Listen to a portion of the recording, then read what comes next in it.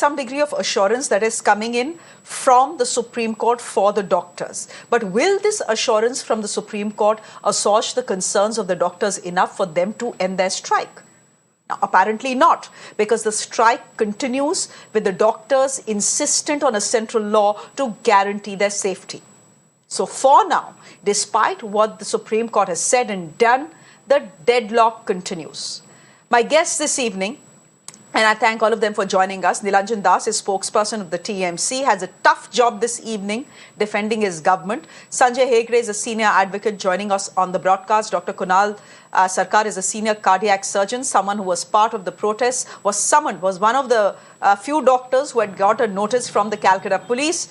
He had been summoned by them as well. We'll wait for Dr. Sarkar's frame to become a little stable, and then we'll put him on air and take him on air. Dr. Sanjeev Bagai is chairperson of the Nephron Clinic, joining us on the broadcast, and Dr. Rohan Krishnan is a chairperson of the Doctors Association. He's joining us on the broadcast as well. Dr. Krishnan, I think my first question should be to you. The Supreme Court today has formed a task force. They're saying we are taking matters in our own hands. Enough is enough. We can't wait for another rape and murder to happen for things to improve. So we are setting up a task force of prominent doctors from across this country who will suggest to us how to make hospitals safe for medical staff.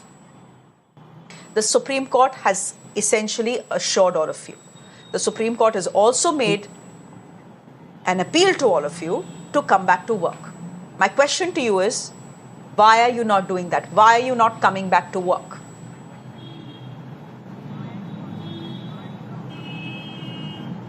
See, I think that the decision of the Supreme Court is very welcoming.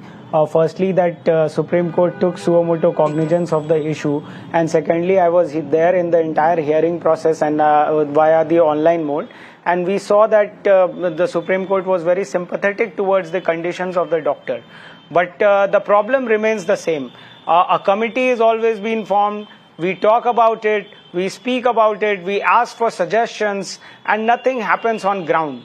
The reality is that suppose if I tell you that XYZ house is haunted, you will not prefer to live in there. What is happening to doctors is that our work in hospitals, our working culture, our working environment, our safety and security, everything is under question mark. But still we have to go there, work there. So right now all the resident doctors of the country are saying that when there is no security, there will be no duty. Everybody, RG Kar Hospital is not a small hospital. It is one of the topmost medical colleges of the country and basically the top in the West Bengal. If the situation there is like this, that a doctor who's doing a 24-hour emergency duty, who must have saved lives on that night where her life was not being saved by the state government, it is very shameful to us. It is one of the most tragic incidents that the youngsters of the country have gone through. And we have shown that the backbone of the healthcare system of this country are the resident doctors. Dr. Krishna, please answer my question. I understand your anger and angst. We all feel that anger and angst, also a sense of frustration that nothing seems to change in this country. But Dr. Krishna, my question to you is simple. Are you telling me that you don't have faith even in the Supreme Court of India? You're saying committee banti rehti hai, lekin inka hota kya hame pata nahi. Because everything gets forgotten exactly 3 days later. That is exactly what happened with Nirbhaya's case also. Is that what you're telling me? We have faith. What will it take for you to come back to work then? We have full...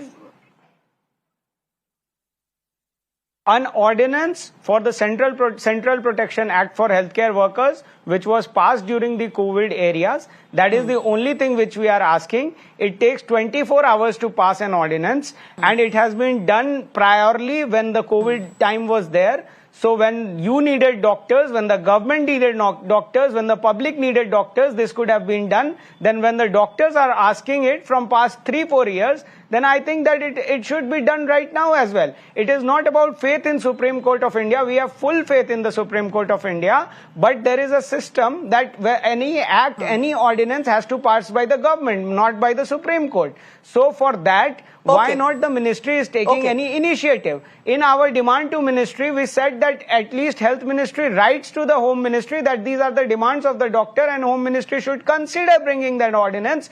Even if that is not possible, then why we cannot clap hands from one hand. No, we also want to go back to duty, but it seems that there is some laxity on the part of government that has to be done. We cannot just force our residents to go.